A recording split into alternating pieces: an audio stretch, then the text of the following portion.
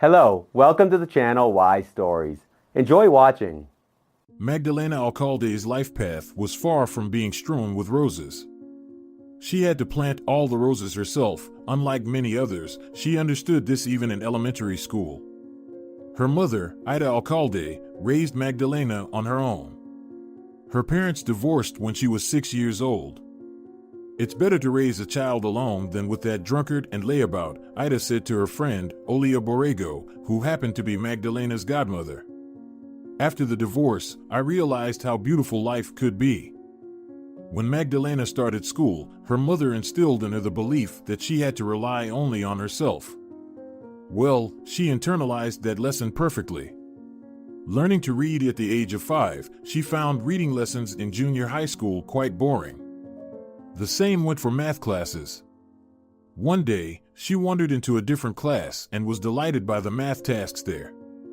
While solving these problems, Magdalena logically and sensibly explained her thought process aloud. The teacher looked at her with interest, and only towards the end of the class did she realize that this student was from another class. "What's your last name?" the teacher asked. "Alcalde." "Alcalde? There's no Alcalde here. Are you sure you didn't mix things up?" "No, I didn't make a mistake," Magdalena said, shaking her head. "I study in another class. I came here on purpose. I'm not interested in studying in the first grade because I already know everything." When Ana Nieto escorted her to the correct class, her colleagues laughed heartily. Then the question arose about transferring Magdalena to a higher grade, and it was decided positively. She learned effortlessly. All subjects came easily to Magdalena, even though her forte was undoubtedly the exact sciences. Her relationships with the other children were slightly strained. Not that they didn't like Magdalena, she always let them copy her notebooks and helped if they asked, but it seemed that her rapid growth was somewhat uncomfortable for the other children, except for one student. That student was Paulino. He constantly forgot everything, got into various scrapes on the way to school, and didn't perform well academically, even though he had a bright mind. He looked at Magdalena with such adoration that it embarrassed her, but only at first.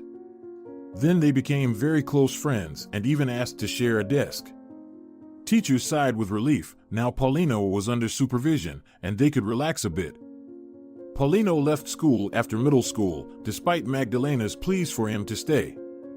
"Magdalena, you know I only made it through middle school thanks to you. But I'm not going anywhere, and I'll keep helping."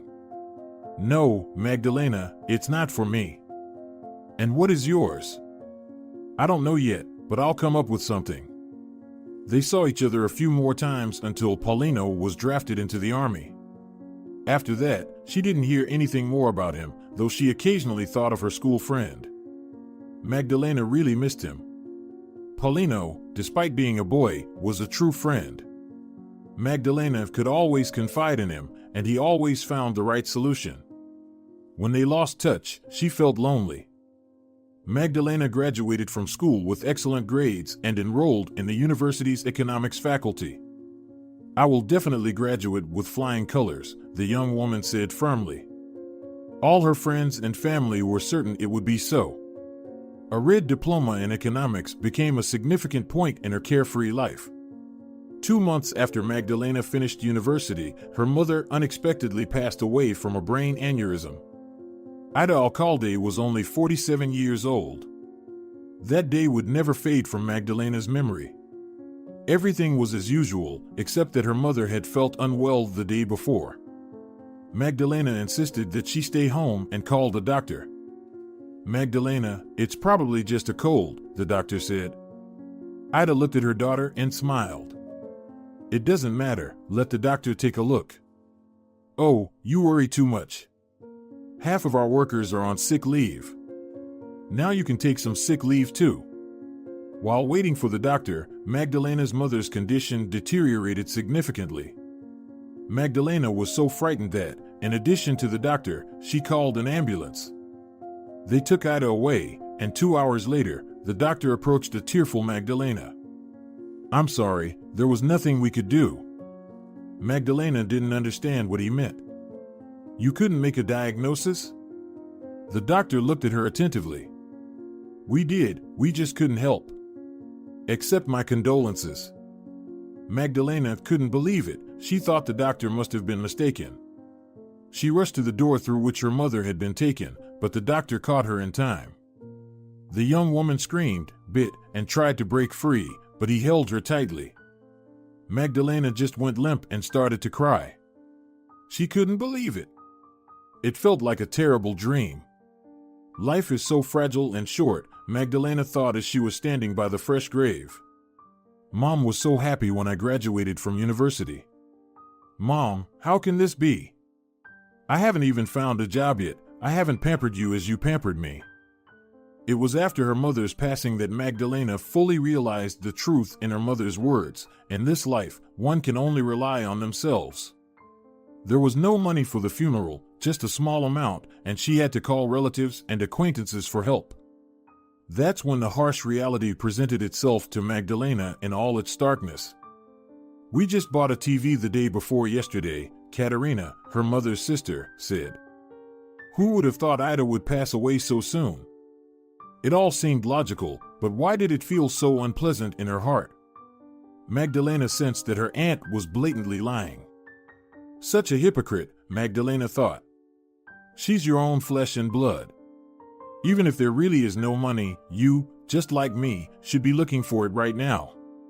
Honestly, Katerina had been so absent from their lives that one could almost say she didn't exist at all. She gladly accepted birthday congratulations, especially if they came with gifts, but she never invited them to her own birthdays. Although Magdalena knew they had celebrations because her mother used to say, I'm even glad we're not invited. It's so difficult to sit for hours listening to gossip about other people or those who have achieved something. I've never seen so much envy, Magdalena. Magdalena had no reason not to believe her mother, and she wasn't close to her relatives, even though she knew she had a sister there. They communicated once a year. Her cousins were also struggling financially. The only person who helped Magdalena was Olea. I don't have money now, the orphan girl said sadly. I haven't found a job yet, but don't worry. As soon as I find a job, I'll settle with you right away. Oh, come on. Ida was like a sister to me, even closer. Olea cried just as much as Magdalena did. And Magdalena felt a little relieved knowing that there was someone who shared her grief. She understood that although she was now alone in this world, she wasn't entirely alone, and it had nothing to do with her relatives. That's right, Magdalena thought bitterly. Her own sister brought a few pennies, while a relative stranger practically paid for the funeral. But how can this be?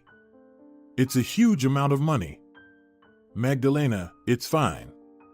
She's almost a sister to me. And you're my goddaughter, so I'm obligated to take care of you. But I'm already an adult, the young woman smiled sadly. Believe me, you'll always be my little girl. Well, since you insist, give me half when you can. Magdalena was now completely alone, without her mother, practically without money, and without a job, except for the occasional support from her godmother Olea, who had her own family and her own responsibilities. A grandchild had recently been born. Magdalena began searching for a job with renewed determination. Just don't lose hope and don't give up, Magdalena mentally told herself. I will have everything a person can dream of. I can achieve so much, and I have plenty of time for it. When Magdalena was going through particularly tough times, she repeated these words like a mantra. A couple of days after the funeral, she saw her mother in a dream. Ida, dressed in a flowing white dress, was standing in the doorway, smiling mysteriously. Mom, you look so beautiful today, exclaimed Magdalena. Yes, her mother nodded, because I am happy that everything will work out for you today. The young woman reached out to her mother, but Ida disappeared. When Magdalena fully woke up, she found herself sitting on her bed. She still felt sad and longed for her mother, but at the same time, she felt an unprecedented surge of strength. She had never believed in prophetic dreams, but why was Magdalena so certain that something very good was about to happen soon? Magdalena started monitoring job vacancies. Yes, it seemed like a good fit for her. The company, which provided interior design services, was looking for a specialist for the planning and economics department. Without delay, Magdalena contacted the employer and scheduled an interview for the next day. The young woman carefully selected her outfit. The company was certainly reputable, but since it had a creative aspect, a touch of creativity was appropriate as long as it was in moderation. Magdalena settled on a simple, pale green dress and bright yellow high-heeled shoes. She decided to add a white bomber jacket on top of the dress. Along with a handbag that matched the dress's color, a few drops of her favorite perfume, a neat hairstyle, and simple makeup, she was ready. When Magdalena dressed and looked in the mirror, she was satisfied. Her intuition told her that by choosing this outfit, she was hitting the mark. Or was it all thanks to the prophetic dream? "Congratulations, you're hired," the manager smiled. What? Magdalena thought she must have misheard. How many times had she heard phrases like, "I'm sorry, you're not what we're looking for," or at best, "We'll get back to you." "You're hired," the guy repeated. "Or did you change your mind about working here?" "Me? No." "What? Of course not." "Thank you." After a week of training, Magdalena enthusiastically started her job. From the very beginning, she proved to be a diligent and responsible employee. However, she suddenly realized that she was drawn to interior design. The more she interacted with the designers, the more she understood them. "Hey, ladies, where did you learn this?" Magdalena asked during their lunch break at the cafe with Viola and Dorothea. "I took paid courses," Viola replied. "I studied at the university," said Dorothea. "Well, what would you recommend to me?" "Every option has its pros and cons," Dorothea noted. "But if you don't plan to quit this job, it's better to go to the university. Part-time courses aren't suitable for this." "Right, how did I not think about that? I got so excited about the idea of becoming an interior designer that I completely forgot about the details. And what about my means of support while studying?" Magdalena worked in the planning and economics department and attended the part-time program at the Polytechnic University. She was incredibly short on time, but she wasn't the least bit discouraged. Magdalena had made this decision herself. Some of her colleagues called her unstoppable. Well, it was only with such determination that she could build a career, discover a multitude of new opportunities, ultimately pave her own path in life, and, yes, surround herself with roses. By the way, Paulino used to call her that too. After a year of working at the company, Magdalena decided to get her driver's license and buy a car. She said it and did it. Acquiring a brand new Renault Logan became a real celebration for her, which she decided to share with Olea. Perhaps it wasn't considered particularly prestigious by some, but for Magdalena, it was her first major purchase, and she asked for it to be respected. "You're amazing," her godmother smiled. "It's a shame Ida isn't here to see this. Your mother would have been so proud of you." "I think she still sees it," Magdalena softly said. "Believe me, Olea, my mother is always there to support me." "Why wouldn't I believe that?" Olea sighed, squeezing her goddaughter's hand. "When my mother was no longer with us, I also spoke to her, and she gave me advice. But I wish Ida were here with us." Tears welled up in her godmother's eyes, and Magdalena felt a lump in her throat too. But she didn't want to cry on such a day. "Hey, what's it?" the young woman cheerfully said. "Life goes on. More champagne?" The next part of the plan was to improve her living conditions. Magdalena managed to achieve this part of her life plan 3 years after purchasing her car. After considering many options, she settled on a well-designed apartment in a beautiful and green area of the city. There was a pond nearby that Magdalena loved to visit. She marveled at the clear water and fed the ducks. "Here you go, my little ones," she said, tearing bits of snack bread. Magdalena felt like the ducks recognized her. "Magdalena, hello." "It's been ages," a slender blonde woman standing near a bench said. She was beaming with joy, and it seemed she was genuinely happy to see Magdalena. Upon closer look, she realized it was Nora, Katerina's daughter, or, in other words, Magdalena's cousin. She used to be a chubby brunette, but she had slimmed down, changed her image, and, it must be said, looked beautiful. Yes, a lot of water has flowed under the bridge, Magdalena thoughtfully remarked. More precisely, 3 years. Hello, Nora. Yes, exactly, 3 years, her cousin exclaimed joyfully, strangely raising her right hand. So much has happened. Magdalena noticed the engagement ring on Nora's finger and smirked. That's why she raised her hand like that. She got married and wanted to show off. But they ignored her, thinking she had nothing to offer. They must have considered Magdalena as poor as a church mouse, and at most, she'd give them some cheap tea sets as a wedding gift. Well, they guessed wrong. But Magdalena didn't care. After her relatives didn't help her with her mother's funeral, she had no illusions left. What are you doing here? Nora asked. It seems quite far from your place. Well, you're mistaken there, dear cousin, Magdalena said, smirking. It had a bit of revenge in it, but it seemed Nora didn't notice. I live nearby, in that building over there. Really? But apartments there cost a fortune. Nora looked puzzled and somewhat skeptical at the same time. Yes, she confirmed with a smile. But how? You should have seen Nora's face, she was stunned. Or maybe it was better not to. It clearly showed undisguised envy, which was quite an unattractive sight. What do you mean, how? Where did you get the money? Magdalena found it funny. Now, her cousin was looking at her as if she were a celestial being.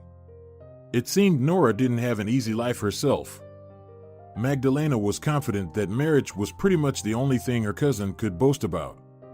The question was how successful it was. In any case, it didn't impress Magdalena. She had other priorities. Have you heard of the Harmony Company? Nora shook her head. Our company specializes in interior design. But you have an economics background, right? Nora asked in confusion. So what? Do you think they don't need economists there?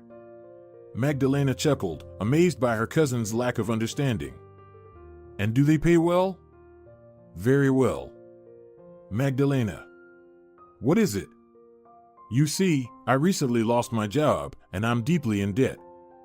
I'm not surprised. Well, maybe you have a place for me. Nora looked at her sister imploringly. Magdalena suddenly felt the need to wash herself. When she was left alone, poor, and crushed by grief, she wasn't worth a thing. But now Nora wanted to use her. But that was all right, she would handle this now. Magdalena, what have you finished? As far as I remember, you studied at a college. Well, yes, I studied to be a secretary there. Don't companies need secretaries? Yes, they do. But in firms like ours, all secretaries have a college degree and no foreign languages. So, sorry, you're not fit.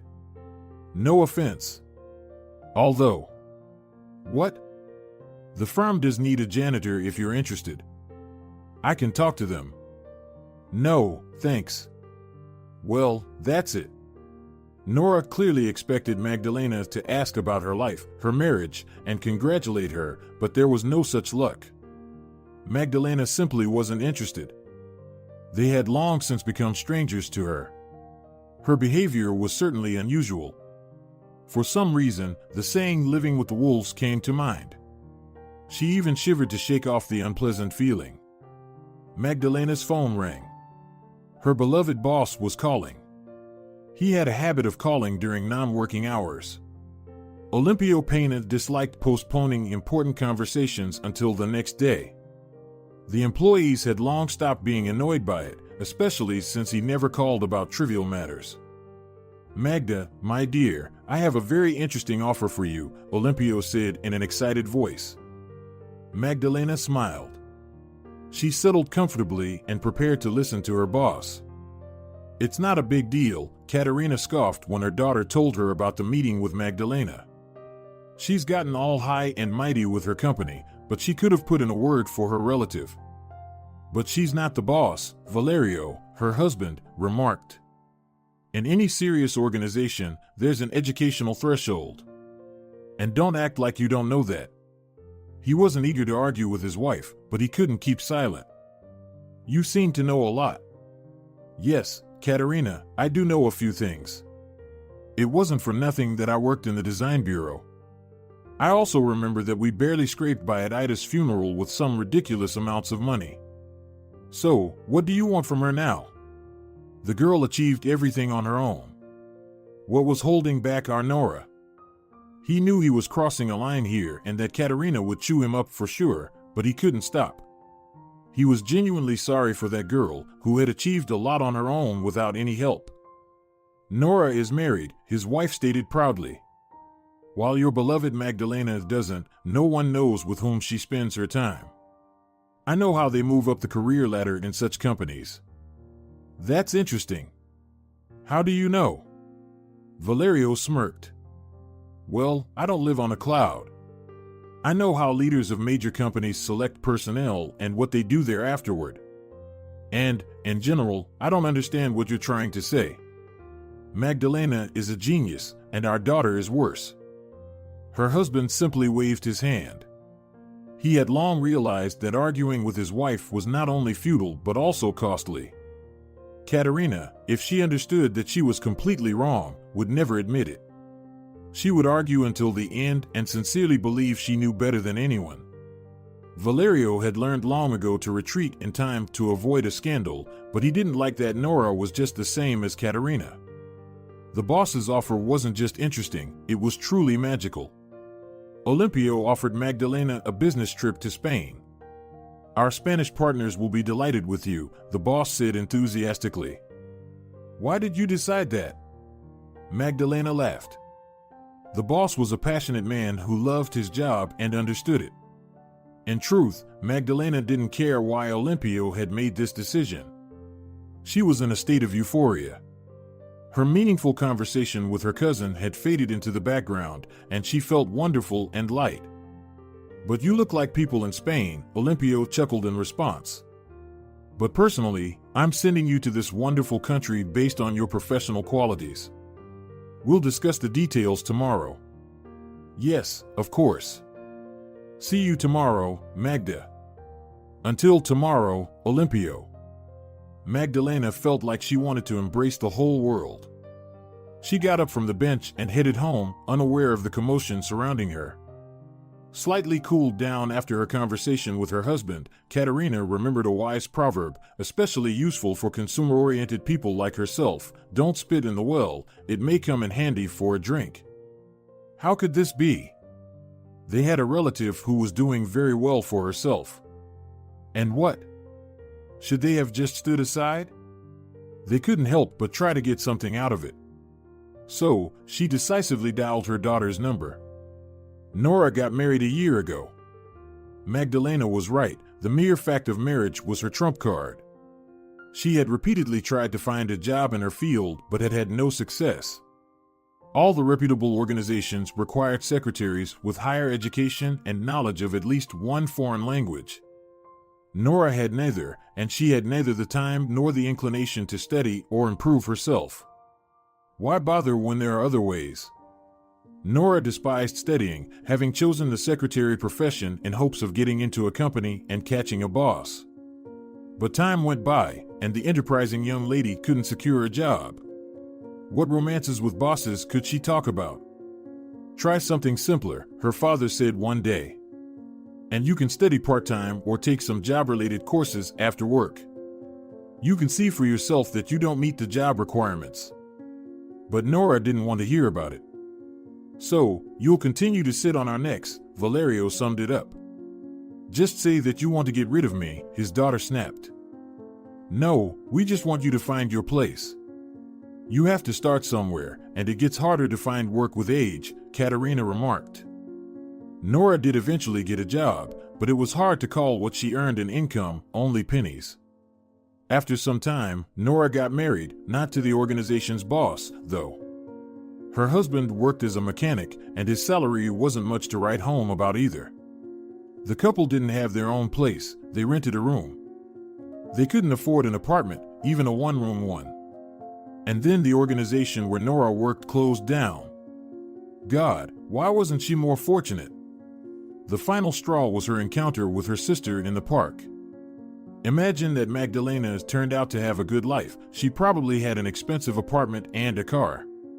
To each their own, and nothing for others, Nora thought bitterly. Why is Magdalena better than me? By all the laws of nature, things should be going poorly for Magdalena because she's all alone, but it's the opposite. Her gloomy thoughts were interrupted by her mother's call. Nora, I've been thinking you shouldn't have been mad at Magdalena.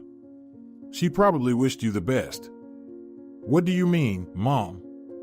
I mean, you need to get closer to Magdalena. Just think about it. She clearly has some wealthy friends, and maybe one of them has their own business and needs a secretary. By the way, most private businesses don't focus on qualifications. Build a better relationship with her, gain her trust, and something might work out. Perhaps you're right, Nora said slowly. Mom won't give you bad advice, and your birthday is coming up soon. Magdalena felt both pleased and overwhelmed. Going to Spain was certainly tempting, but this wasn't just a brief business trip, it was a full 3 years. No, living in Spain for 3 years was undoubtedly cool, but Magdalena couldn't just leave her apartment. There were bills to pay, meters, and other responsibilities to consider. These were all minor issues, but it wasn't ideal to leave the apartment vacant for 3 years. She could ask her niece Olea to occasionally come over. However, that would be inconvenient as Olea lived on the other side of the city, and she had her own commitments. Magdalena needed to come up with a plan. Her personal life, while not particularly serious, was also a concern. In short, the interesting job offer brought its own set of problems. You could rent it out, suggested Ariel, who worked in the same department. Not a good idea, objected Viola, a designer. That's a whole mess. People could vandalize the place, and if something breaks, you won't get compensated. There's no legal recourse either. The only thing it might do is give the bailiffs more work. I tried it once. You should make your own decision, though. Every situation is different. That's true, agreed Magdalena. But I can't refuse the trip because of this. That's right, nodded to her colleagues. They envied Magdalena but understood that the lucrative business trip to Spain was well-deserved. Fortunately, there were no intrigues within their team, and all colleagues respected each other. Olympio had always been fair and would ruthlessly fire anyone involved in such activities. Moreover, there were plenty of attractive job offers for everyone if they deserved them. After lunch, Magdalena returned to her office and started to think. What should I do with the apartment? At first, she considered Salvador, but quickly dismissed the idea. They had been together for only 2 months, and according to Magdalena, that wasn't enough to entrust someone with her apartment. Plus, to be honest, Magdalena didn't really love her boyfriend. She was with him just to avoid being alone. Salvador accompanied her to social events, and they slept together, but that was pretty much it. Although, no, that wasn't all. In fact, Salvador had caught her attention solely because he bore some resemblance to Paulino, the friendly and perpetually scruffy Paulino with whom she was so close in school. However, the physical resemblance was where the comparison ended. While Paulino had an enormously kind heart, Salvador was just an ordinary person with a balanced mix of virtues and flaws. Salvador had been there several times, knew every corner, and, most importantly, how everything operated. But Magdalena wouldn't be there for a whole 3 years, and she had no way of knowing who Salvador might eventually bring into her apartment. Perhaps she should ask him, purely professionally, without any personal involvement, about handling her apartment. Why not? That's an idea, thought Magdalena, but she didn't have time to fully consider it. Magdalena, someone wants to visit you, the secretary announced. Who? She asked. She says she's your sister. Let her in, Magdalena replied, puzzled about what her sister might want. Perhaps she was considering a cleaning job. Nora held a cake box in her hands. Hello, Magda, Nora smiled radiantly. What's with the Magda? What happened to her? Magdalena thought in astonishment. Hello, she greeted her sister. Magdalena, I came to apologize, Nora said seriously. We didn't part on good terms the day before yesterday. Don't you think so? In fact, Magdalena didn't take the park incident to heart. After all, nothing significant had happened. She simply told Nora that there was a cleaning job opening, and Nora took it the wrong way. In reality, Magdalena had already forgotten about it, as she had other concerns, which she explained to her sister. Yes, I understand, Nora smiled. Maybe I'm distracting you. No, Magdalena shrugged. Then maybe we can have some coffee, but not for long? Why not? She agreed, unexpectedly even for herself. There are no urgent matters, so.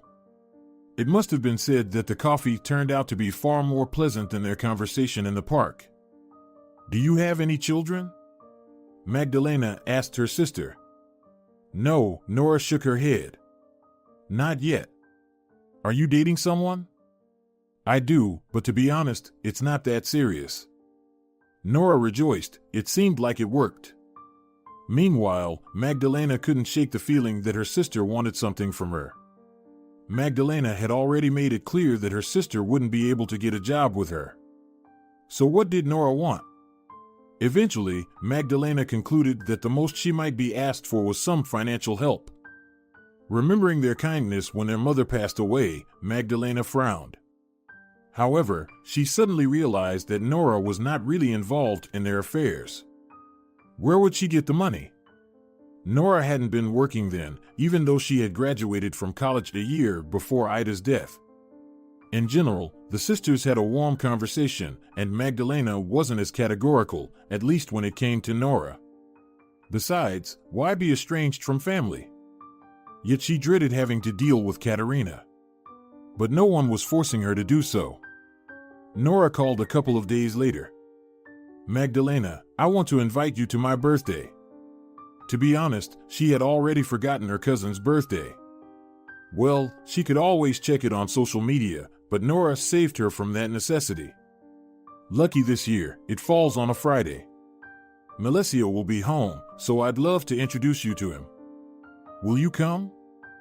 Who else will be there? Just family, Mom, Dad, Melesio, Vicente, and Georgia with her husband, Ignacio.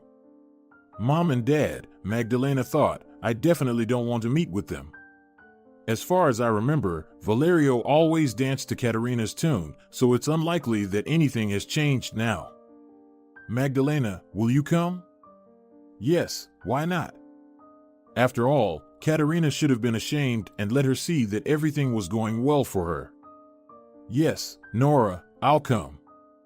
So, Vicente, Georgia, and Ignacio. Who are they? Magdalena frowned and remembered that Vicente was Nora's brother and Georgia and Ignacio were Valerio's nephews. On Friday after work, Magdalena stopped by a jewelry store and bought her sister a cute silver bracelet with garnets surrounded by high-quality faux diamonds, which were indistinguishable from real diamonds to the naked eye. After some thought, she visited a flower shop next to the jewelry store. As she arrived at the shabby dormitory, Magdalena shook her head. She took out her smartphone and checked her messages to confirm she had the correct address. No, she hadn't made a mistake. Yes, it's a room in a shabby dorm, and not even theirs, but, in any case, it's none of my business.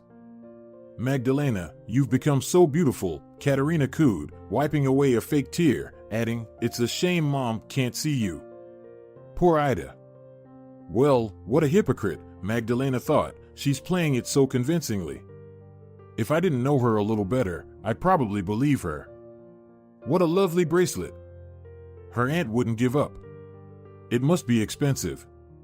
Katerina, it's generally impolite to ask about the cost of gifts, her husband pointed out. Katerina gave her husband such a look that he seemed to shrink in size. No, nothing changes, Magdalena concluded. Poor Valerio. How deeply must he love his wife to endure this for so many years? Magdalena remembered that when the aunts were not around, their uncle used to be a good, decent man. A couple of hours later, Magdalena got ready to head home. Honestly, she was getting bored. She watched as the guests downed one drink after another and began to reminisce with each other. "So soon?" Nora said disappointedly. She looked at Magdalena in surprise. They had all made such an effort to impress her, but it seemed they hadn't succeeded. "Yes, Nora," she nodded, "I need to meet with someone tomorrow." "But tomorrow is Saturday, isn't it?" "Oh, come on, Nora," Ignacio, who was drunk, chuckled. "Don't you know there are no weekends in big business?" "Well, no," Magdalena laughed. "I'm not a businessman, but a civil servant in the planning and economic department, and tomorrow is my day off." "Then what's the problem?" Hospitable Mikhail exclaimed. "Stay with us." "Oh no, thank you," Magdalena declined, surveying the tiny cage-like room with doubt. "I'm just flying to Spain in a week, and someone should call me, someone who will be living in my apartment, if, of course, my conditions suit him, and vice versa. So, I'm sorry." "Nora, thank you, everything was delicious." "What's the news?" "She's flying to Spain," Katerina said ironically. "It can't be for anything other than lying on the beach." Katerina was trembling with indignation. Who did she think she was? She grew up in an incomplete family and didn't see an extra piece of candy. Nora was the one who should have been that lucky, and definitely not this Magdalena. "Mom, why are you like this?" Nora asked reproachfully. Magdalena really works a lot, and she certainly deserves some rest. She didn't like how her mother was speaking. Maybe her mother was right in some way, but it still sounded rather unseemly. "You need so little, my dear. She gave you a bracelet, and you melted." "The bracelet is indeed very beautiful," her daughter agreed, "but you're wrong now." "Come on, then why were you rolling your eyes?" "You should have offered to stay at her place." "About what?" "About asking to live there for at least a week, or however long she's going away. You could have experienced some humane conditions instead of getting satisfied with the bracelet." "Mom, will you keep quiet or not?" Her husband barked. "What's this habit of spoiling everything?" "Well, never mind," Katerina pouted. "I'm just offering some advice." Katerina was sulking. Well, her husband was a complete naive idiot. But what about Nora? Didn't she understand anything? One has to take advantage of everything. The person who was supposed to contact Magdalena didn't call. When she dialed his number, no one answered. Magdalena angrily threw her phone on the couch, and that's when it rang. "Hi, cousin." "Oh, Nora, hi. Did something happen? You sound sad." "And why should I be cheerful? The guy didn't call me back." "Is that really a problem?" Nora chuckled. "I actually have an idea. Maybe Melesio and I can stay at your place." Magdalena tensed up. Here it comes. Well, how could Nora know about her business trip? "You and Melesio?" Magdalena asked bewilderedly. "Yes, don't get me wrong, we're not imposing, but we're not strangers, and we'll take care of things, and the house will be in order. The most important thing is to show us how everything works," her sister laughed. Well, not the worst idea, Magdalena thought after some contemplation. They may be relatives, and in case of anything, it's easier to find them than complete strangers. "Okay," she replied. "I'm leaving on Saturday. I'll be busy this week, but on Friday, we'll meet." "Okay, that's a deal." Nora was clearly excited. The week passed by quickly. Magdalena took an academic leave, settled all her affairs, and refreshed her wardrobe. On Friday, the sisters met at Magdalena's apartment, and she gave Nora instructions. "Do you understand everything? The main thing is not to forget to set the alarm in the apartment, otherwise there will be such a commotion. Well, and the plants. I'll write down how to water them properly." "Yes, ma'am," her cousin playfully saluted. The sister and her husband drove Magdalena to the airport in Melessio's old car. Of course, her own Logan was more comfortable, but Magdalena couldn't help but appreciate Melessio's help. After bidding farewell to her family, Magdalena boarded the plane. She flew with a light heart, and only one thought troubled her: I wonder how they'll accept me in Spain. When Michaelo and Nora arrived at the entrance of the building where Magdalena lived, Vicente, Ignacio, Georgia, and her husband David were already waiting for them there. Welcome, Nora invited them with a broad gesture.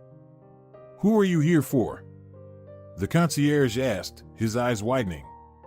What do you mean, who? Nora asked arrogantly. To my place. My husband and I, in case you're not aware, now live in apartment 19. Well, we know about you and your husband, but we didn't receive any instructions about these people, the concierge chuckled. These are our relatives, Nora replied. If you don't let them in, you'll have problems. Should we call Magdalena right now? In that case, I wouldn't envy you.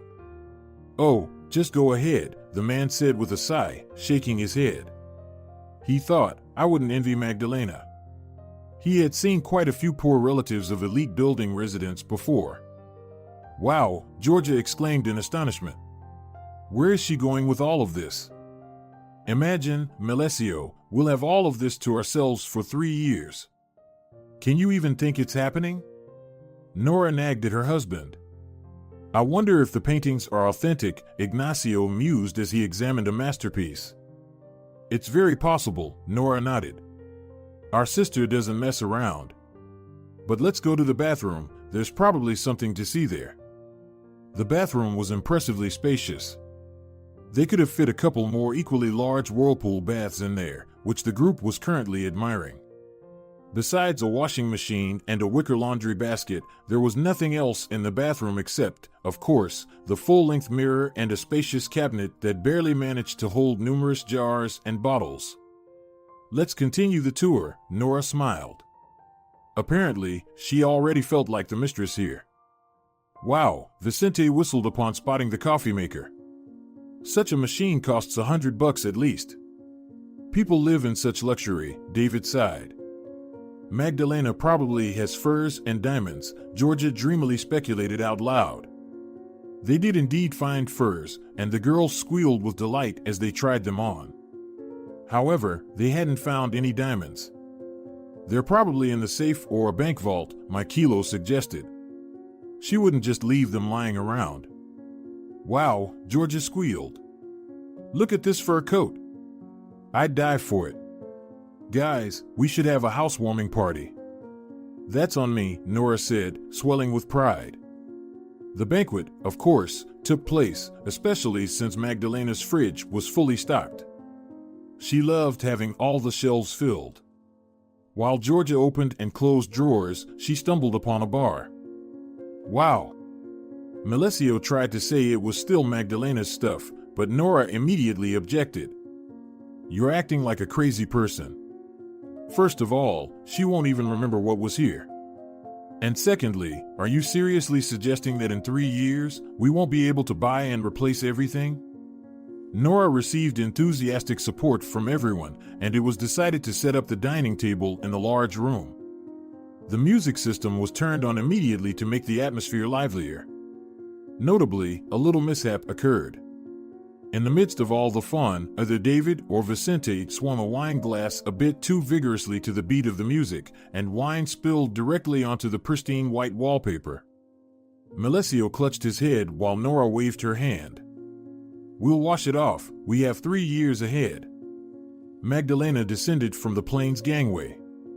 Everything here was different, not necessarily much better than back home, just different. She entered the airport building and immediately spotted a sign with her name on it. A young man and woman were waiting for her. Magdalena smiled and waved. Hello, new life. Initially, there were some language difficulties, although many people in the company where Magdalena worked spoke English fluently. All documents were in Spanish or English. Her Spanish wasn't quite as strong, but her colleagues were happy to help her, and soon Magdalena was up to speed. She lived in a small but very cozy apartment. It took her a while to get used to the fact that Spaniards start talking very early and very loudly. Magdalena called Nora for the first time after a week. "Hello, Nora." "Hello. How are things there?" "Oh, everything is fine." "Are you already worried?" "No, not at all. I just called to tell you how to water the plants." Magdalena spent a long time explaining how to water and what water to use. She hoped Nora had remembered everything, as she seemed somewhat inattentive.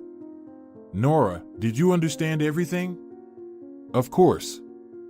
Don't worry, everything will be fine with your plants." She hung up the phone and glanced at Melesio. "She's obsessed with those plants, as if they're so special." Melesio looked at her and said, "I don't know about the others, but the one that's in the kitchen, the one you pour leftover coffee into, my boss bought a similar one for his wife on her birthday recently, and it costs as much as half of my salary." "Really?" Nora looked at him skeptically. "Exactly." She got up, approached the plant, and examined it from all sides. "Goodness, people are living it up. Melesio, what do you say we plan for this weekend?"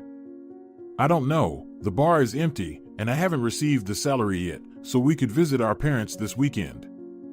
Nora sighed. She didn't want to visit her parents. Her father would start asking if she was looking for a job again. But when could she look for one when she had so much going on? First, Magdalena had a TV with so many channels that it was impossible to tear herself away. Secondly, Magdalena had so many beautiful clothes that she hadn't had a chance to wear all of them. Lastly, she was just lazy. It was much more interesting to stay at home, take a cool bath, and do all sorts of things. Of course, if her mother kept quiet and even supported her, her father would undoubtedly shake his head with reproach. And they had to go because they were completely out of money. In order for her parents to give her money, she had to spend a whole day with them.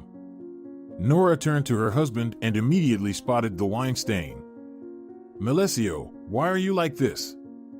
You should have covered up this spot a long time ago. It ruins the entire look." Melesio sighed and went to come up with something, knowing that as soon as her parents were mentioned and the idea that Nora would have to do something, her mood would sour. As Nora suspected, her father immediately asked about her job. Nora shrugged. "Well, Dad, we've only been here for a week. We need some time to adjust to everything." He chuckled. "You're quite naive, Nora. You thought that because of the new apartment, you wouldn't have to pay rent anymore and could relax. But did you check how much the utilities are in that fancy building?" Katerina came out of the kitchen, drying her hands. "Why are you worrying about her so much? She'll find a job, and you won't let her enjoy the good conditions at all." The mood was spoiled. Nora had seen the bill, of course, Magdalena had shown it to her. But for now, she tried not to think about it, and her father just kept bringing it up. After spending a day with her parents and receiving the coveted little gift in her pocket, they were heading back home. Nora dreamed of never having to go to work and of living as beautifully as Magdalena did. However, she still didn't want to work. The concierge was waiting for them. "Good evening. Your neighbors have complained about you. Your music is too loud at inappropriate times." "Oh, what's so loud about it?" Nora immediately put her hands on her hips, but Melesio quickly pushed her aside. "Sorry, we didn't realize it was so loud. Of course, we'll keep the music down." He led Nora up the stairs, and she grumbled loudly. "Who does he think he is to make comments? Just the staff." Melesio fully shared his wife's indignation but understood that it was better not to get too upset. The concierge shook his head, watching them go. It seemed that they were in for some entertaining neighborly interactions for the next 3 years. Nora inspected the apartment. It didn't look very nice, certainly not as beautiful as it had been 3 years ago. "So, what are we going to do?" "Magdalena is coming back in 2 weeks, Melesio's voice brought her out of her reverie. "Why are you asking me? Who's the man here, you or me?" Melesio was taken aback. "Nora, but I've offered several times to leave a part of my salary to fix things. Fix it, and then tighten your belt? You saw the prices. Repairing the coffee maker would cost half my salary, and buying the same wallpaper would be more than your entire salary. Did you forget about the broken oven, the torn coat, the empty bar, and the dried-up flowers? Nora even gasped. And now you're blaming me?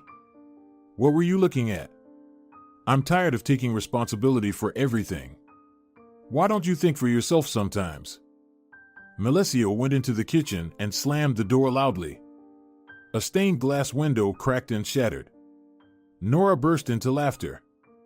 Well, what are you going to do with that? After an hour of shouting and arguing, they sat down at the table. Whether you shout or not, we need to do something. Nora sighed. That's true. We need to move. Yes, we do, and somewhere where Magdalena won't find us right away. She'll be furious at first, then calm down and fix everything herself. She'll probably earn some money. Well, maybe you're right. I'll start looking for a new apartment, then. A few days later, Melesio found an affordable studio apartment. Nora decided to take a final luxurious bath. She turned on the water and heard the phone ring. It was Georgia. They talked for about an hour, and it was only then that Nora remembered the running water. She rushed to the bathroom. Oh my God. All their problems seemed trivial compared to this. The water was almost up to her ankles, which meant it had already reached the apartment below. Nora scrambled to collect the water and frantically thought that there would be repairs downstairs. From what she understood, someone had bought the apartment, but no one was living there yet. Today was Sunday, and there was no one around because there was no sound of renovation. That meant they needed to move out today to avoid getting involved in any disputes. After managing to collect most of the water, Nora called her husband. Leave everything and come over right away. Nora, I'm at work. Melesio, hurry. Melesio was home within half an hour, and he was so panicked that he arrived in his robe. When Nora explained what had happened, he grabbed his head. Nora, do you have any idea how much the repairs will cost? Melesio, we need to move today because workers will show up tomorrow, and then we'll be in big trouble. Quickly packing their belongings, Nora hesitated. She spotted a small but beautiful vase that she liked, and she quickly grabbed it. There were dirty dishes in the sink, but now was not the time to deal with them. All right, let's go. They went downstairs, and Nora placed the keys in front of the concierge. Here, pass these on to Magdalena. The man noticeably brightened up. Magdalena is coming back? Yes, in a few days. We just can't wait for her because we need to leave. Good luck. The concierge grinned slyly, and Nora was ready to strangle him. Magdalena disembarked from the plane, passed the registration, and stepped outside. Several taxis immediately opened their doors in front of her, and the taxi drivers immediately started arguing about who should be first. Magdalena smiled. Only now did she realize that she had finally come back home. How much I've missed this place. She dialed Nora's number, but the line was unavailable. Maybe her phone had run out of battery or something. She entered the building. Magdalena, it's so good that you finally came back. We've had nothing but problems without you. She was taken aback by such a greeting. Good day, Antonio. What happened? You're welcoming me as if you were waiting for me. That's precisely the case. You see, Magdalena, your relatives, the ones you left to live here.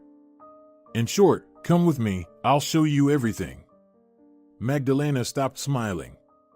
She had spoken to Nora just a week ago, and everything was fine. What could have happened?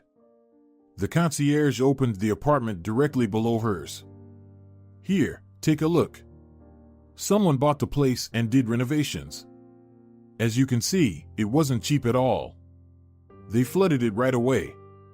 Magdalena stared in horror at the cracked wall panels and the fallen tiles in the bathroom. What do they say? Is there an estimate of the damages? Yes, there is an estimate, but your relatives moved out the same day all of this happened. They just gave me the keys and left. Nobody knew it was a Sunday. The owner is furious. He has business in our city, and he has to stay in a hotel. Magdalena took a deep breath. What can we do? I guess I'll need to meet with the owner myself. He asked to be informed when you arrive. Is that okay? Yes, of course. And for now, I need to go home, hoping that everything is at least okay there. The concierge sighed. I wouldn't be too optimistic if I were in your shoes. Magdalena nearly ran back to her apartment. She had lovingly furnished it. She had only stopped paying the mortgage on it a year ago, and that was only because she was earning much more in Spain. Otherwise, she would have had to pay for a couple more years. The key turned with an unpleasant creak. Magdalena winced. She couldn't stand such sounds. She needed to change the lock. The pungent odor of spoiled food hit her immediately. Magdalena rushed to the kitchen window and flung it wide open. On the table were half-eaten chicken legs that emitted a foul smell. She glanced around in horror. The coffee maker was turned around with wires sticking out. Apparently, someone had attempted to repair it and just left it. The walls were smeared with something greasy, and there was a pile of dirty dishes in the sink. My God, what is this? She quickly found a garbage bag, tossed the chicken legs into it, and put the plate in the sink, from which an equally unpleasant odor emanated. Magdalena slowly walked into the living room. The first thing she noticed was a huge red stain on both walls, almost a meter in size. She sat down on the couch, picked up the phone, called Nora, but she couldn't reach her, then called Katerina. She wasn't answering the phone either. It was all clear. It wasn't clear why they were treating her like this. Magdalena had just started cleaning when the doorbell rang. As she was cleaning, she couldn't help but cry. She felt sorry for her cozy apartment and sorry for herself. The joy of returning somewhere had vanished instantly. It was probably the owner of the apartment below. She opened the door and went to the kitchen, explaining to the man, I understand that I've caused you a lot of trouble. If you have everything calculated, I will, of course, pay for it. Please forgive me. I didn't think it would turn out this way. My apartment is also in a terrible state. Magdalena, is that you? She abruptly stopped and turned around. Memories rushed over her like a snowball. Paulino? It can't be. What are you doing here? Did my relatives flood you? Me? I couldn't have imagined you living here. Are you alone? Or with husbands and kids? I'm alone. What about you? How are you? She hugged Paulino, realizing that as long as Paulino was around, everything would be fine. Normal, just got divorced, left the apartment to my wife, bought this one for myself, and decided to return to my hometown. Paulino, I'm so happy to see you. And I'm thrilled to see you too. Paulino, don't worry, I'll give you everything back. He turned serious, looked around, and fixed his gaze on the wall with the stain. Why would you do that? It wasn't you who flooded me, right? No, I let my sister stay here. This is my apartment. All right, Magdalena, let's drop everything and go to a restaurant. We can clean all of this up later. For now, let's reminisce and talk about everything. A restaurant? Let's go. I just returned from Spain today. Really? I came back from there a week ago. A few people had gathered in the lobby of the building, near the concierge. Poor woman, you can suffer greatly because of such relatives. That man, whose apartment they flooded, is some kind of thug. What are you talking about? He's a businessman. Thugs are in the past. Well, whatever they're called, it's the same thing, deep down. Antonio, why don't you go take a look? He could hurt the woman. The concierge shook his head. Well, I'm not sure. He seemed like a reasonable person to me. Okay, I'll wait a bit and then go check. People heard their voices on the stairs. Hey, are they coming down? Paulino and Magdalena were descending the stairs. They were laughing merrily, which surprised the concierge. He exchanged glances with other tenants and then smiled brightly. "Paulino, is everything all right?" "Absolutely. Thanks, Antonio." They went outside, and the tenants exchanged bewildered glances. Paulino chose a cozy little restaurant near the riverbank. They placed their order, and Paulino smiled at Magdalena. "So, now tell me everything." "There's not much to tell, really." "What do you mean, not much?" "How's your mom?" "How are you?"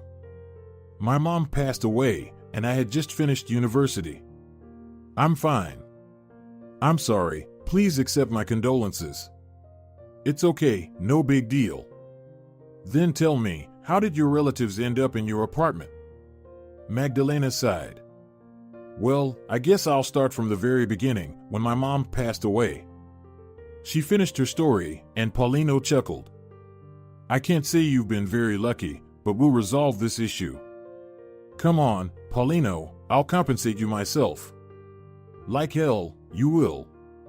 "Do you really think I'd take money from you?" "But we can't let these people get away with it." Magdalena smiled. "How are you, by the way?" "Me? I'm doing great. You know, I've always loved a good fight. My mom used to chase me around with a towel because there wasn't a day without a brawl. But in the army, I realized you need to channel that energy in the right direction or trouble brews." "And where did you channel it?" "I have several sports clubs now, plus some fitness centers and a few other things." Magdalena's eyes widened.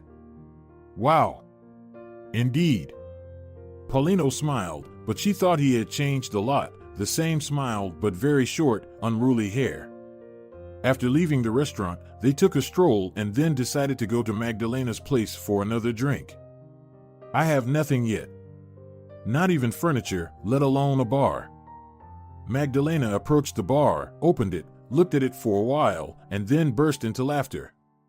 They drank everything. Paulino peered over her shoulder and also laughed. Well, I guess they needed it more. Nora and Melesio were sitting at home. Melesio was staring out of the window, and Nora was trying to deal with her new SIM card. What on earth is going on? It just doesn't work. Melesio turned to her. Nora, don't you think we've acted like pigs? She irritably tossed her phone aside. Melesio, aren't you tired of whining? Why haven't you fixed anything?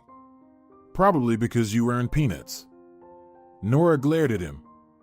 Maybe you need to talk to Magdalena, apologize, and say we'll cover all the costs. Nora jumped to her feet. Have you gone mad? Do you realize how much money that would be? I do. But it's the right thing to do. Right or wrong, we didn't do anything on purpose. And Magdalena has enough money to fix it. Melesio shook his head, and Nora picked up her phone again. Magdalena pressed the doorbell. She wasn't expecting much, but she decided to visit her aunt. The door opened with the chain on. Oh, Magdalena, I can't let you in, we're all. Then let's talk in the hallway. Anything urgent, Magdalena? Her aunt spoke in a soft tone. Urgent? I came to ask what Nora and Melesio did to my apartment. What happened? I haven't seen Nora in a long time. And if they scratched something or made a mess, it's not like they did it on purpose. Not on purpose? Magdalena was almost choking with indignation. The debt for the apartment is enormous, and everything is ruined, completely trashed. Don't yell. You should thank them for living there and keeping an eye on things. If they don't have as much money as you do, how do you expect them to pay? And don't come here to complain, it's not my fault. Katerina slammed the door shut, and no matter how much Magdalena rang the doorbell, no one opened it again. Paulino suggested tracking down Nora and confronting her again, but Magdalena decided it was unnecessary. She realized that now, just like before, she had no family. In 3 months, she had repaired all the damage caused by her relatives, never tried to contact them again, got a promotion at work, and life continued. Nora was sitting in a chair, filing her nails. She was in a terrible mood. After Melesio left her, she was just fed up with everything. She never expected such a betrayal from him. She could understand anything but this.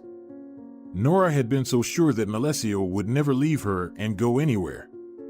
Yet, a few months after they had moved away from Magdalena, he said, "Nora, forgive me, but I can't live like this." "What do you mean, like this?" "Just like this, I don't want to." "Is it because of Magdalena?" Nora still couldn't believe that Melesio was capable of leaving her, or that Melesio was capable of anything, for that matter. Because of her, too. Nora looked at her husband in amazement. How could this be? She was married. She didn't need the status of a divorced woman. Melesio, but Magdalena has completely handled it. Is it really because of her? Melesio left, and Nora grabbed her phone. "Mom, Melesio left because of this Magdalena."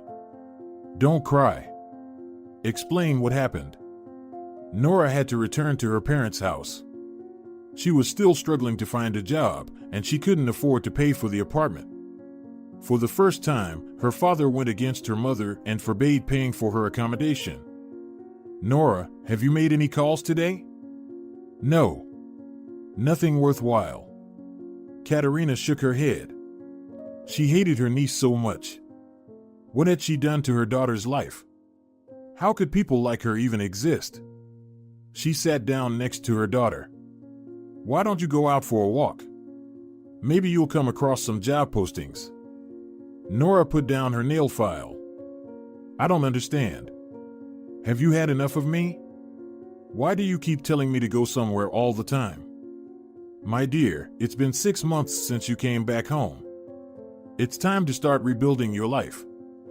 My life was already sorted, but it's all because of Magdalena." Her father appeared from the other room. "Magdalena has nothing to do with it, and you know that very well." Tears welled up in Nora's eyes. "Nothing to do with it?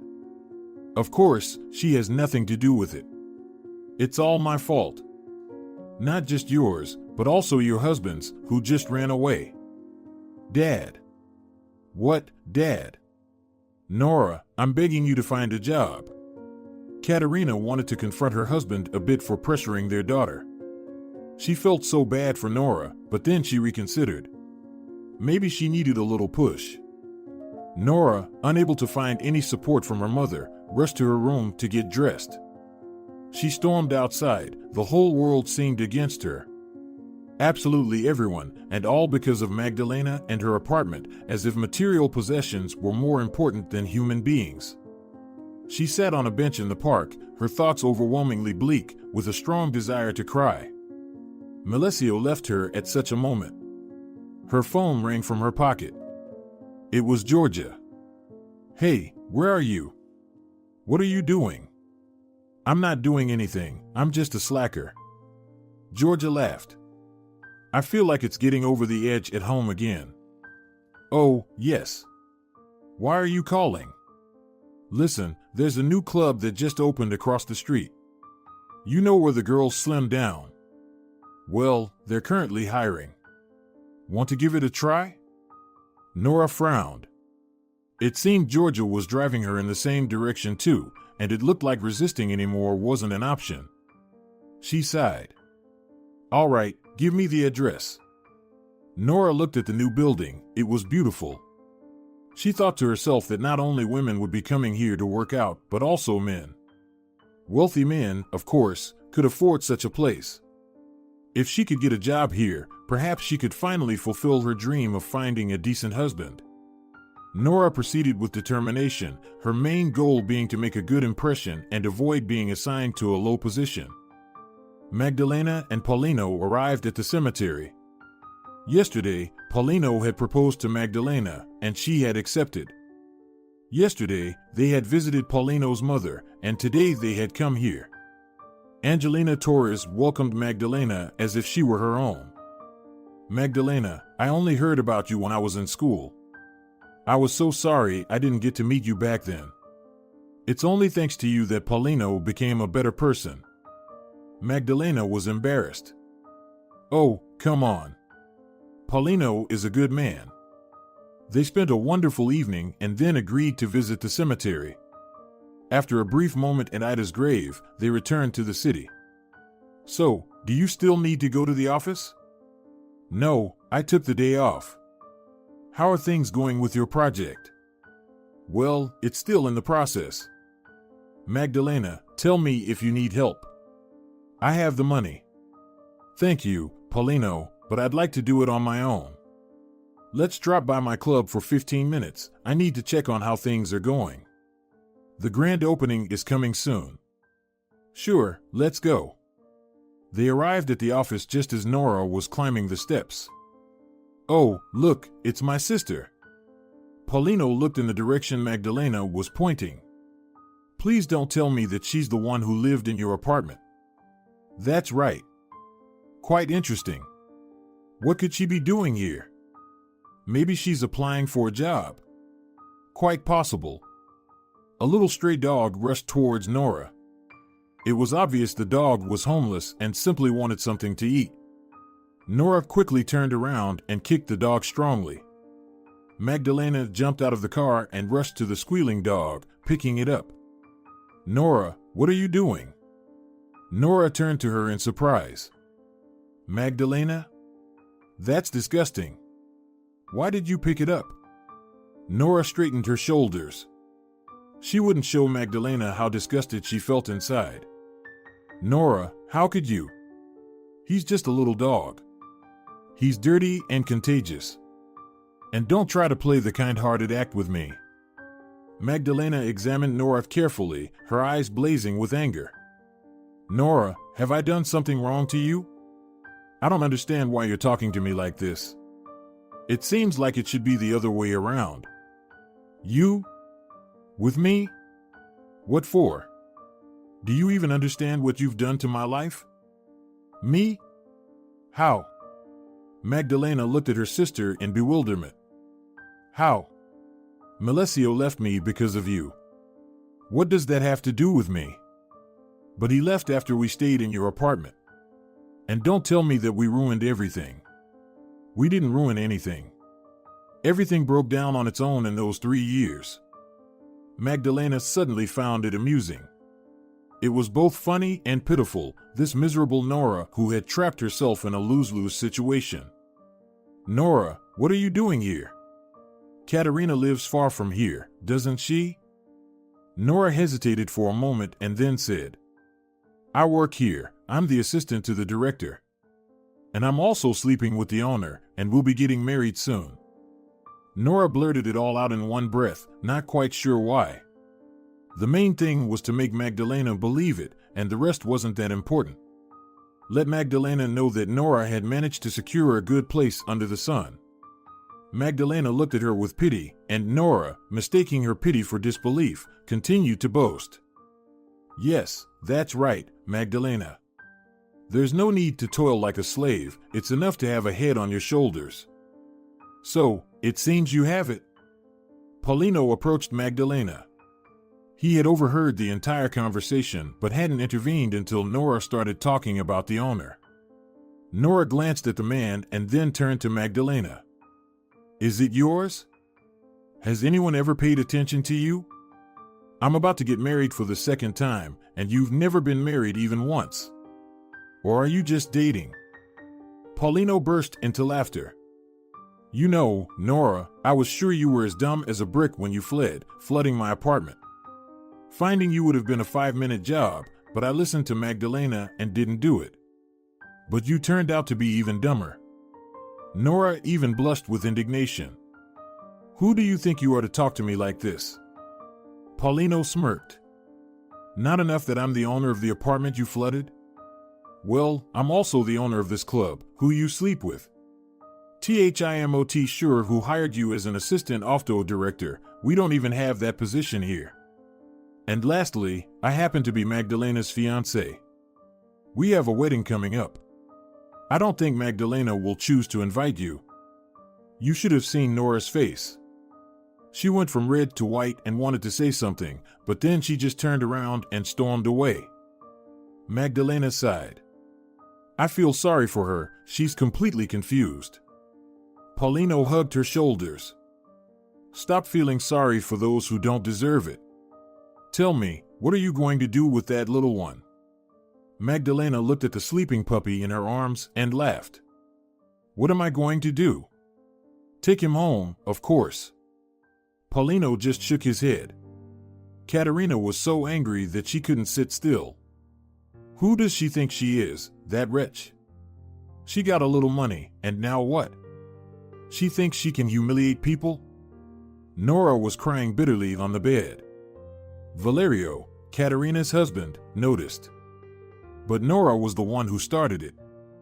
Who forced her to lie? What was the poor girl supposed to do? Just stand there and look at the floor? At the very least. Better yet, just apologize. After all, Magdalena didn't ruin her apartment. Valerio, you'd better be quiet. Nora is, in fact, your daughter. So what? Nora is nearly 30, and she's of absolutely no use. Nora immediately burst into crying, and Valerio spat and left the room. Katerina rushed to her daughter. Don't cry. We'll come up with something. What, Mom? Something that will really upset Magdalena. Nora wiped her tears and sat on the bed. Really? Yes, but you need to calm down first. Throughout the evening, Nora and her mother made plans. However, nothing particularly interesting came to mind. They went to bed feeling disappointed, only to return to brainstorming in the morning. Valerio observed this for an entire day. He rarely stood up for his opinion. The most he would usually do was tease Nora or Katerina. But this time, he just couldn't hold back. So, here's the deal. Nora needs to find Magdalena and apologize to her. Only after Magdalena forgives her can she start fresh. Katerina laughed. Look at him, he finally started talking. Maybe he should also offer to pay for the repairs? Absolutely, in installments or some other way. Don't talk nonsense. It's not nonsense. Can't you see that everything revolves around that apartment? Nora is either hiding or can't get a job. Katerina wanted to argue with her husband and give him a piece of her mind, but Nora stopped her. Mom, don't shout. Dad is right, he's right about everything. Nora wiped her tears. What did she have now? Nothing, absolutely nothing. At least she used to have a husband, and now she was all alone, completely dependent on her parents, unable to do anything by herself. What was next? She would continue to live with them, afraid to bump into Magdalena again. They were sisters. Despite whatever happened between Ida and Katerina, they could have been friends if it weren't for Nora. Nora turned to the wall. She hardly slept during the night, and in the morning, she called Magdalena.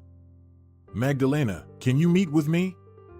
Honestly, Magdalena was not just surprised, she was shocked. Why? I need to talk to you. It's very important. Magdalena paused for a moment, then said, All right, let's meet at the park at 6. Paulino was against her going alone. Paulino, stop it. She sounded so. I don't believe her. Well, do you think she's going to attack me or something? No, but who knows? I'll be nearby. Magdalena laughed. Arguing with him would be pointless. Magdalena was sitting on a bench, and the puppy, whom she and Paulino had jointly cleaned and even taken to a pet groomer, was frolicking at her feet. He stubbornly refused to leave Magdalena's side, and Paulino promptly dubbed him Magdalena's tail. However, they hadn't chosen a name for him yet. The vet had said that this little chubby puppy would grow into a huge beast. Magdalena couldn't believe it. How could this miraculous little creature become big and ferocious? Suddenly, the puppy became alert, sniffed the air, and then started to bark. The fur on his back stood on end, and though his barking wasn't quite right, it was a strange mix of yelping and barking. Magdalena immediately knew that Nora was approaching. "Hello, Magdalena." "Hello. What do you want?" "I want to apologize. Apologize for the apartment, for running away, for all the things I said to you, and for being so envious of you in general." Magdalena raised an eyebrow. "Really? That's strange." Nora stared ahead. "It's strange to me too, but I don't want to live like this anymore. I'm tired of it. There's no future in it. I keep waiting for a miracle, but it never comes."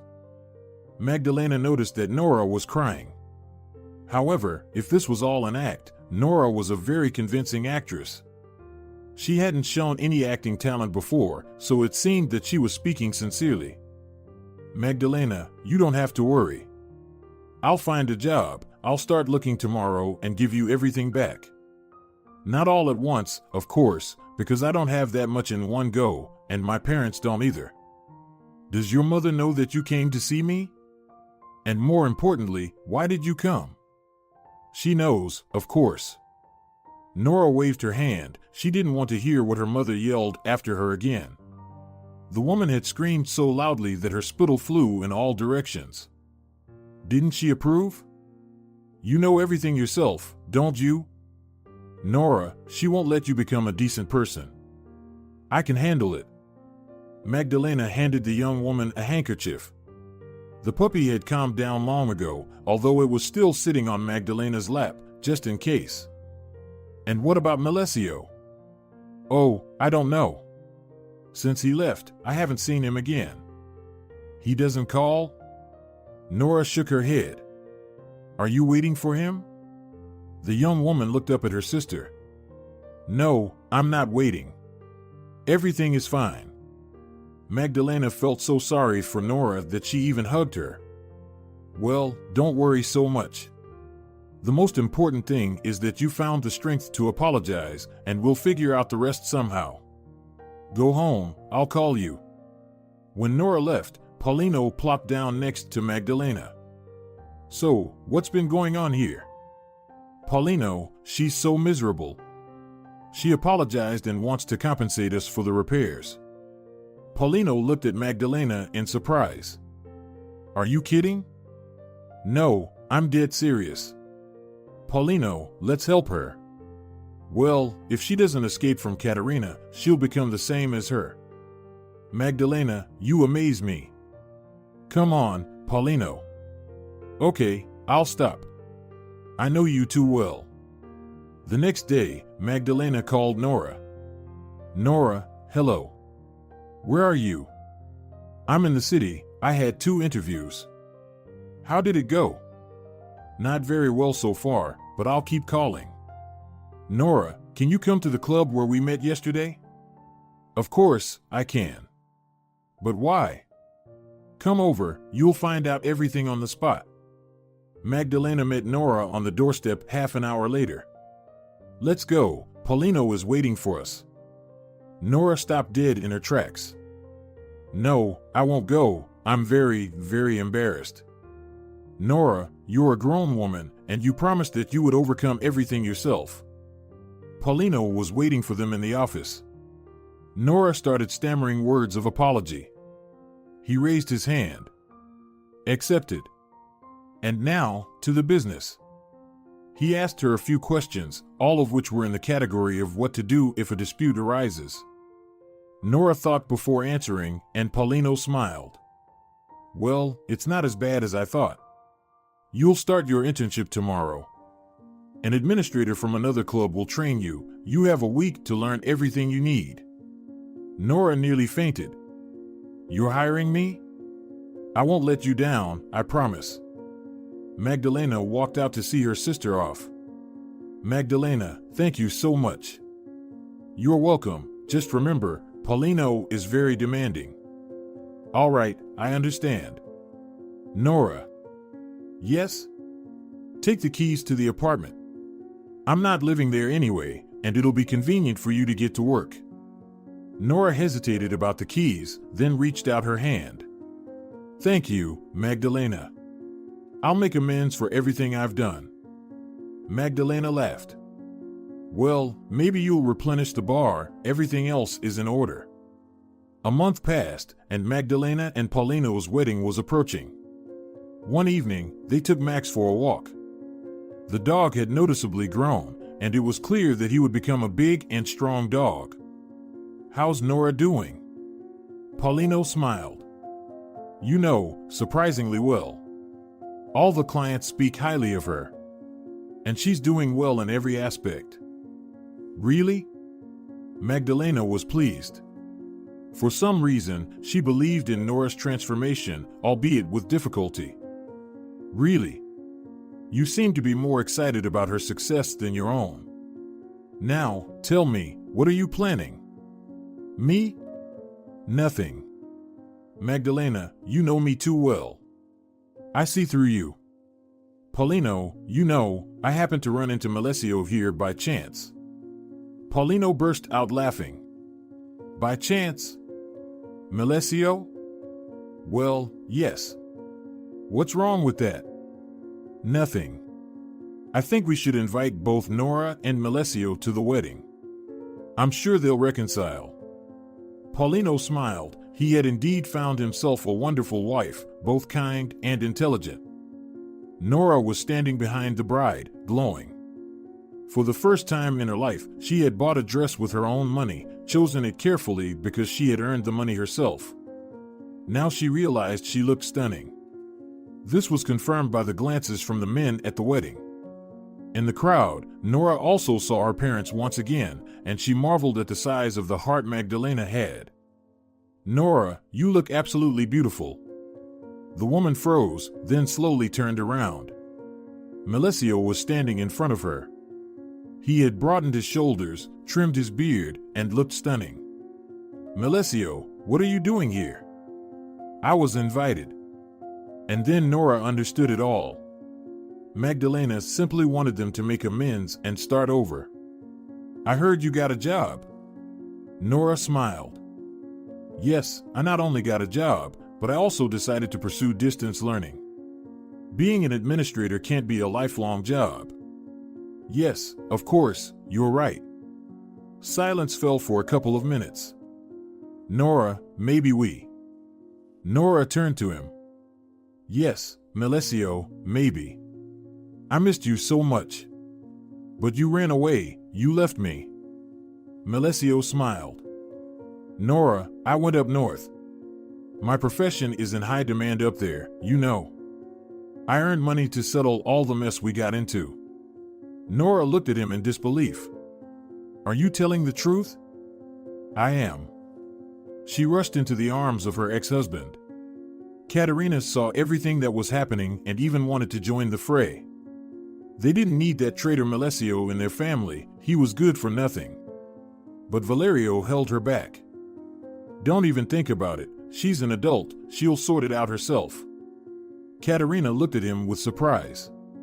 Lately, her husband has been asserting himself more often, allowing some things and offering advice. It was unusual, but Katerina found herself enjoying it.